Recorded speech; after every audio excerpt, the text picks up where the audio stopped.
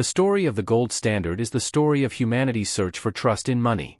For centuries, people have looked for something unchanging, something that could hold value no matter what happened in the world, and for more than 100 years, that something was gold. Gold has always fascinated us. It doesn't rust, it shines endlessly, and it's rare enough to be valuable but common enough to be found. Long before modern banking, gold coins symbolized stability, wealth, and power. Ancient Egyptians buried it with their pharaohs, Romans paid their armies with it, and empires rose and fell trying to control it. But it wasn't until the 19th century that gold became the backbone of the entire global economy. The gold standard was simple in theory. Every unit of money represented a fixed amount of gold. A British pound, a US dollar, a French franc, all were tied to gold stored in vaults. This gave people confidence. Money wasn't just paper or metal, it was a promise, backed by something universally trusted. It was the closest thing to a global financial language. The modern gold standard began in Britain in 1821, during a time when the British Empire ruled the seas and led the Industrial Revolution. By defining the pound in terms of gold, Britain created a stable foundation for trade. Other nations followed, and soon, by the late 1800s, almost every major economy was linked through gold. This era became known as the classical gold standard. It brought an unprecedented period of stability. Prices across countries moved together, inflation remained low, and investors felt secure. A banker in London could lend to a company in New York or Berlin without fearing sudden currency collapse. But beneath that golden surface, cracks slowly began to form. You see, the system's strength was also its weakness, its rigidity. A nation couldn't print more money without having more gold to back it. Economic growth, trade, and even recovery from disasters all depended on how much gold a country had in its vaults. When gold flowed out, economies slowed. When it flowed in, they grew. In good times, the gold standard looked perfect. But in bad times, it became a trap. World War I was the first great test. Nations needed enormous amounts of money to fight, and gold simply couldn't keep up. Governments suspended the gold standard and printed money to fund their armies. When the war ended, they tried to go back, but the world had changed. Prices had risen, debts had exploded, and restoring pre-war gold values created economic pain. In Britain, returning to the old gold price in 1925 caused deflation and unemployment. Businesses collapsed because they couldn't adjust to falling prices.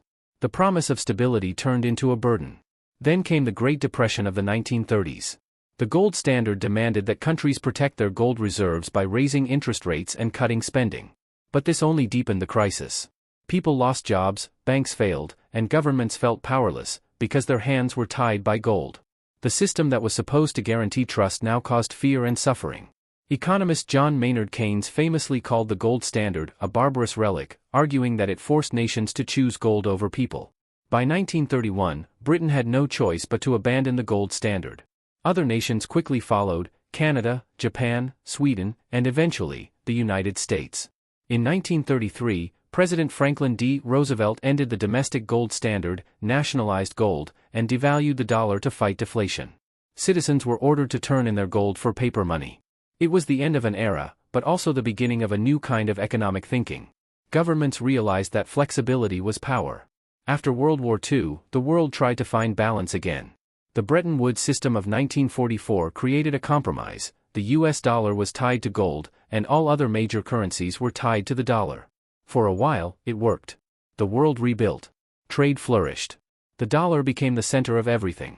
But beneath the surface, familiar problems returned. The supply of dollars grew faster than US gold reserves. By the late 1960s, countries began doubting America's ability to convert dollars into gold. In 1971, the inevitable happened. President Richard Nixon announced that the United States would no longer exchange dollars for gold. The Nixon shock ended the last link between paper money and gold. From that moment on, currencies floated freely. Money was no longer a promise of gold, it was a promise of trust in governments and central banks. The collapse of the gold standard marked the beginning of the modern financial world, one driven by credit, interest rates, and policy decisions rather than metal locked in vaults. It gave nations flexibility to fight recessions and control inflation, but it also introduced new risks, debt, bubbles, and inflation when that trust wavers. Today, some still look back at the gold standard with nostalgia. They see it as a time of discipline and honesty, when money had real value. Others view it as a cage that prevented progress and made economic crises worse. The truth lies somewhere in between. The gold standard was both a masterpiece of order and a victim of its own perfection. It worked beautifully, until the world became too complex for it to hold together. In the end, the rise and fall of the gold standard remind us of a simple truth: money is only as strong as the trust people place in it. Gold once gave that trust a physical form. Today, it lives in our collective belief, in paper, in numbers, and in the systems we've built to hold it all together.